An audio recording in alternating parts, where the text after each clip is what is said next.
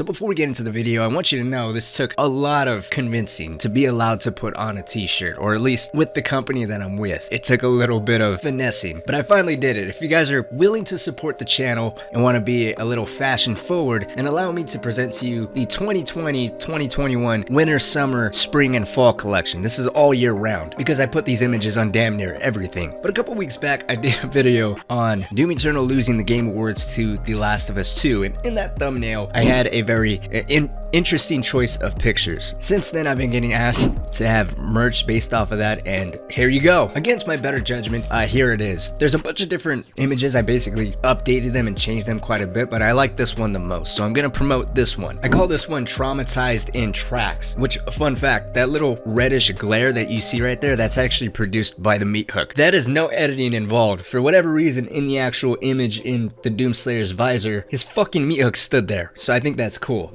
Now you know he's meat hooking to Sinner. So originally he was meat hooking an Archvile, but now he's on the prowl of killing 2 teenage boys. That's not a boy. But we got it on phone cases, hoodies, t-shirts, leggings. For the love of God, please, someone wear it on the face mask. You're not a real fan unless you wear this in public. And I'm not talking about my fan. I don't have any of those. I'm talking about a fan of Doom or The Last of Us. Buy the face mask, wear it in public, and send me an image in the Discord or on Twitter, and you'll get a shout out in the next video. Whatever that's worth on this channel. Oh, and if you're not really feeling this look, there's also this one. It's basically called, I guess in short, Eye Opener, where, yeah, the Doomslayer's facing the Marauder, but what's that behind him? The concept isn't really doing it injustice. I'll iron it out in the final product. It'll look way better. Abby and Owen in his visor are gonna stick out way more. But anyways, I took up enough of your time. There's other designs. Feel free to check all that stuff out down below, and let's go on with the video.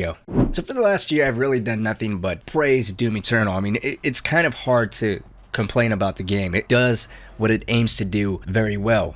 Combat is fluid, it's smooth, the movement with it goes hand in hand. The higher difficulty settings are really based off of personal reflexes and your own knowledge of the game and how you choose to utilize the weapon arsenal.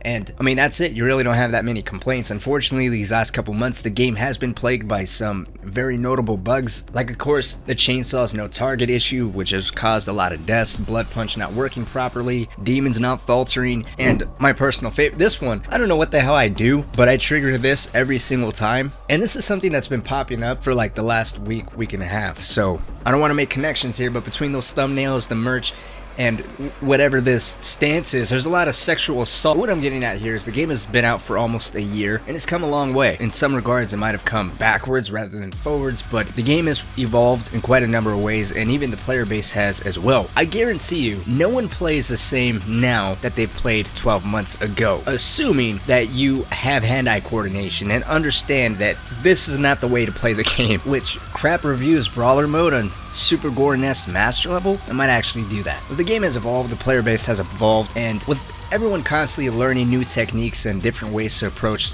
the same fights, essentially, I'd imagine everyone's least and most favorite demons have changed over the course of playing this game. I know mine has. Initially, see, I was actually never one to hate on the Marauder. I, even to this day, feel like it's more of a boring fight. Fighting the Marauder to me is like going into a retirement home and deciding to fuck with your grandpa. You know, like he decides to talk to you about how you met your grandma, and you don't really want to engage in this conversation, so you start cutting in and out in your voice, pretending like his hearing aid isn't working anymore. You know how to deal with him, and that's the Marauder to me. He just kind of weirdly breaks up the flow. You know, I don't hate him, but I don't love him either. And no, not my stupid. The Marauder. The Marauder's who we're talking about. And see, so I never really complain about the Marauder. The demon that I hated the most initially when this game first came out, hands down, was the Whiplash, and to a degree it still is. Whenever the Whiplash is in one of the arenas I'm coming across, that is one of the first demons I go for, because I know that motherfucker's gonna irritate me, and Lord knows I can't afford another controller. It could be 2 Archviles, 2 Tyrants, and 3 Cacodemons on my ass, and I would still forget about all of those and go straight for the Whiplash. It's just one of those demons that has left an impact on me, and even though I still kind of,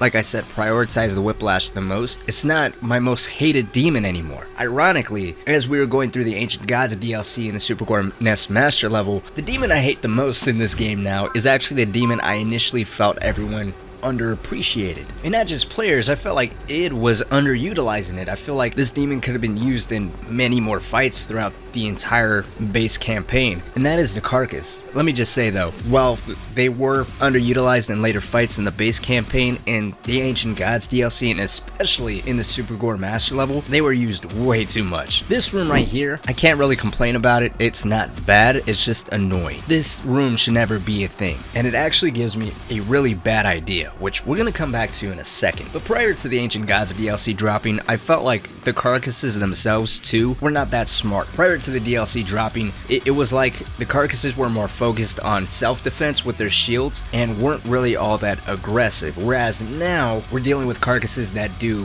MVP blocks where they'll save a demon from a glory kill.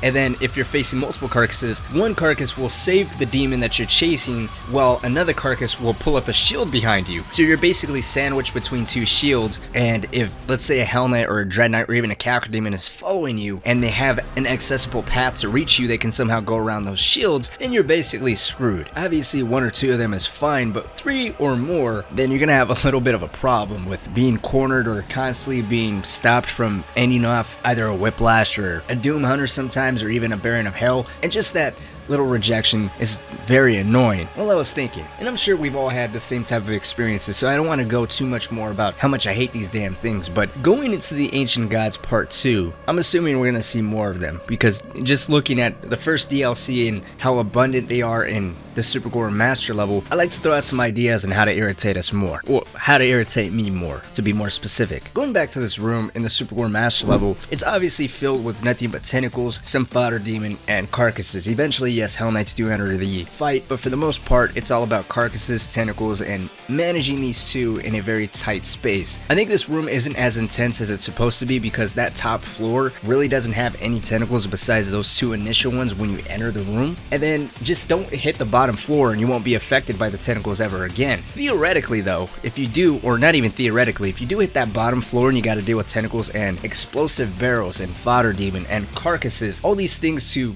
randomly get hit from in different directions and to get cornered by shields, it's very easy to see how this can be a very troubling spot to be in. And to be honest with you, I think this is actually a really good demon combination with some fodders patrolling the area, a handful of carcasses, and a bunch of tentacles popping up out of random places. Now, if you guys didn't know, in the Ancient Gods DLC Part 2, we are going to be having meat hooking incorporated into the platforming in some way, shape, or form. Now, whether if that simply means you gotta meat hook the ceiling to jump across a gap just to go from point A to point B, or you are going to have the ability to meat hook, let's say, a wall in the middle of an arena fight, which I'm really hoping is a possibility, is yet to be seen. Well, with the concept of carcasses, tentacles, and the meat hooking idea, I think it'd be really neat to have a platforming section where you're on an elevated platform. Maybe it's the first section where they introduce meat hooking, it's the whole platforming idea, and you're on an elevated platform.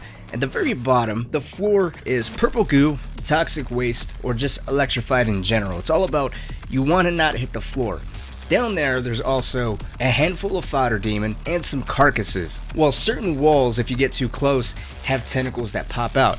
And for an added challenge, every carcass or every tentacle that you kill or shoot, within half a second to 2 seconds, they respawn. So it's kind of a timed momentum thing. You gotta be aware of all of the environmental hazards, while you gotta be fast enough and aware of where the carcass's shields are. I guess you can kind of think of the platforming section from the Blood Swamps in the Ancient Gods DLC, only instead of having to be quick enough to beat the little obstacles that give you that small frame of time to jump on the climbable wall, in this case, you're fighting carcass's shields, trying to not be knocked down and hitting the toxic waste at the bottom, while also not getting too close to the walls and risk getting hit by those tentacles. Or even when the Ancient Gods trailer first dropped and we seen that small little snippet of the Blood Swamps area and it looked like fighting was going to be incorporated to the platforming, I want to see more of that, where platforming is kind of intertwined with the combat, and you come across sections where players can show how good they are at moving with the meat hook, or they can choose to stay clear out the entire area of the demons, or even utilize the demons or even the new meat hooking concept in the platforming to just bypass the entire area. Anyways, that's just kind of a long-winded way to say platforming needs to be better and combat needs to be tied into the platforming. Fuck, I am a YouTuber now. But let me know what you guys think down in the comment section section below if you guys have any other additions that you would like to see added to Doom Eternal in this upcoming DLC. What's your most hated demon now after 12 months of playing with this game?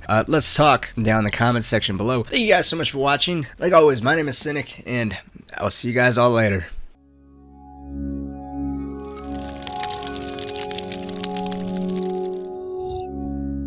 Shit, my mods are gonna kill me. If you guys haven't joined the Discord yet, link to that is in the pinned comment. If you guys need help with Ultra Nightmare, if you need to talk shit to me or my mod team directly, then feel free. There's no better place to do that than right there. But I'll see you guys later.